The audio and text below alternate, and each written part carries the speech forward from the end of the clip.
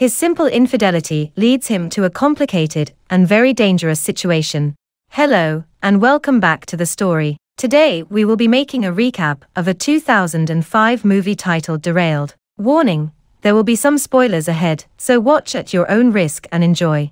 The story begins with a man in prison who lights a cigarette and writes on a notebook. He starts the note with "The morning it all began." Flashback to the month of October. A man named Charles is hastily preparing his breakfast. His wife Deanna checks their daughter's blood sugar because she is diabetic. While eating his breakfast, Charles helps her daughter with her book report.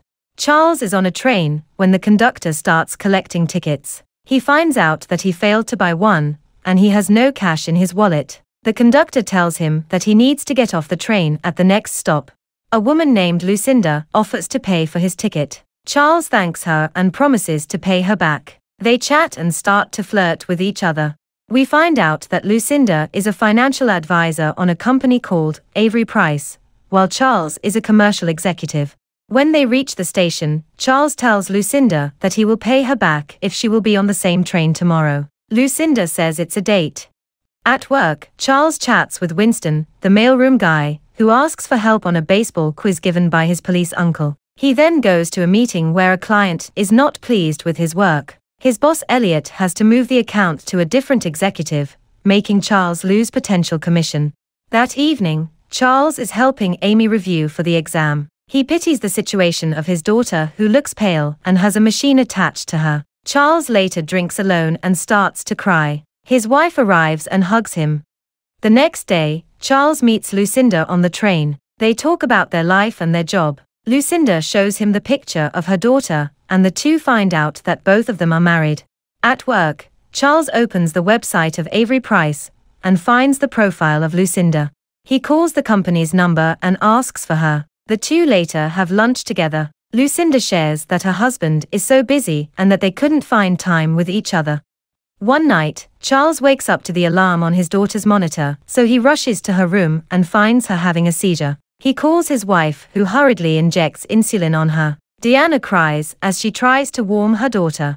The next day, Charles is having lunch with Lucinda again, and he tells her about his daughter's condition. He says they have mortgaged their house just to buy her dialysis machine. Charles says they tried kidney transplant thrice, but her body keeps rejecting them. He says that there is a new anti-rejection medicine, which is very expensive, but has a 99% success rate. They have been saving for it in years, and now they just wait for its release. Charles calls his wife and tells her that he will be home late because of work. He goes to a bar with Lucinda, and they drink. He gets to kiss her, and outside the bar, they continue making out. They ride a cab, and while searching for a hotel, Lucinda suddenly asks the driver to stop and tells Charles that she can no longer do it. He says he understands, but when they see a discreet hotel across the street, they both look at each other and smile. The front desk asks if they want to use the hotel safe, and Charles declines. They get inside the room and start making out. They start to do it in bed when suddenly a man barges in and points a gun at Lucinda. He takes their wallet and bag and finds out that both of them are cheating. He starts harassing Lucinda, and when Charles tries to stop him, he gets beaten up. With the gun pointed at her, the man forces himself into Lucinda while Charles lies on the floor, bloodied, and later passes out. Charles wakes up and finds Lucinda staring blankly while sitting in bed. He apologizes and says he will call the police. Lucinda stops him because her family might know, and they later leave the hotel. At his house, Charles tells his wife that he got mugged. Deanne says she hates the city and asks him to just quit his job and go back to teaching. Charles says it won't be enough for their daughter's medication. A while later, the phone rings, and when Charles answers it, it is the man who assaulted them in the hotel. He finds out that the man's name is LaRoche. He asks Charles for $20,000, or he will tell his family about his affair. Charles has got no choice and says he will give him the money. One day, Charles visits Lucinda in their office. Charles insists that they call the police, and Lucinda says no again, because if her husband finds out, he will file a divorce and take her daughter.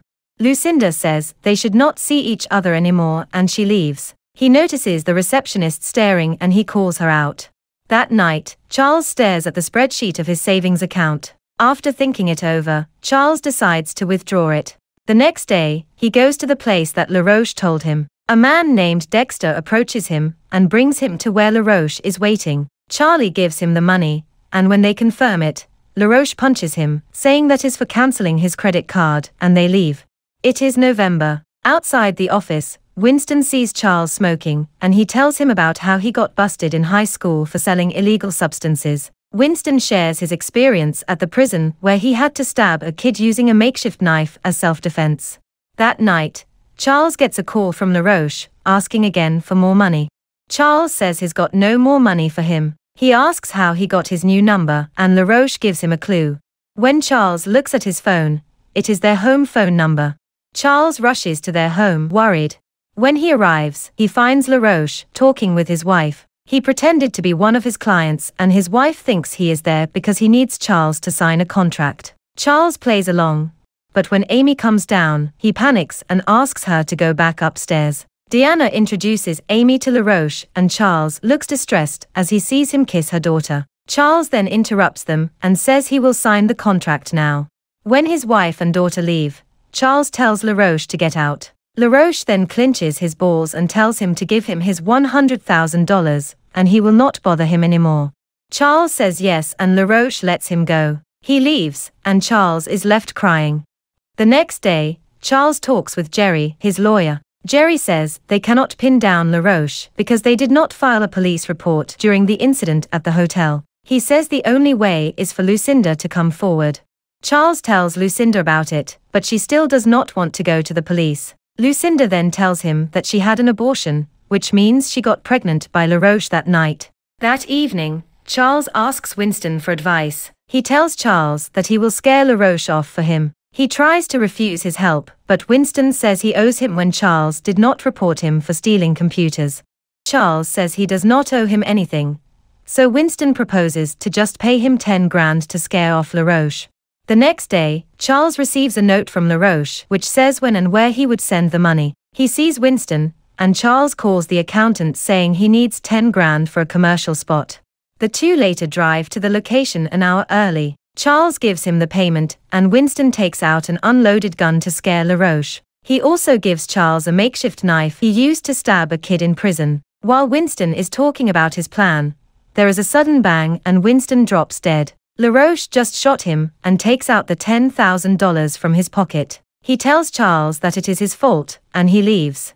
Charles wipes the fingerprints and runs away. When he arrives home, he finds out that Winston's knife is still in his pocket. At the office, the accountant asks for receipt of commercial spot, and he says he will give it today. A detective named Franklin approaches him and says that Winston was murdered last night. Charles acts shocked, and the detective says Winston is very close to him. He is the police uncle that Winston was referring to. Franklin asks him where was he last night. He says that he was at work, and Franklin asks if there is someone who could confirm that. The phone ring interrupts them, and when Charles answers it, it is LaRoche. He says he has Lucinda held hostage and threatens to kill her. LaRoche also threatens to kill Charles' wife and daughter if he does not meet him in 20 minutes. Charles says he is ready to give him the money, and LaRoche gives him the address, and he hastily leaves.